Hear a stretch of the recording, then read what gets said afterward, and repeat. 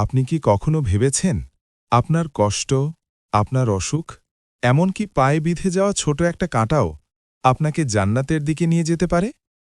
আবু সাঈদ খুদরি রাদিয়াল্লাহু আনহু ও আবু হুরায়রা রাদিয়াল্লাহু আনহু থেকে বর্ণিত, রাসূলুল্লাহ সাল্লাল্লাহু আলাইহি ওয়াসাল্লাম বলেছেন, কোনো মুসলিমের ওপর যে কোনো ক্লান্তি, অসুখ, দুশ্চিন্তা, শোক, কষ্ট, এমনকি তার পায়ে বিঁধে যাওয়া একটি কাঁটাও, এর বিনিময়ে আল্লাহ তাআলা তার গুনাহসমূহ ক্ষমা করে দেন।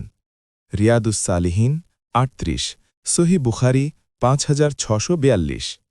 ভাই ও বোনেরা, আমরা অনেক সময় কষ্ট পেলেই হতাশ হয়ে যাই, ভাবি আমার সাথেই কেন এত সমস্যা? কিন্তু এই হাদিস আমাদের শেখায় একজন মুমিনের কষ্ট কখনোই বৃথা যায় না।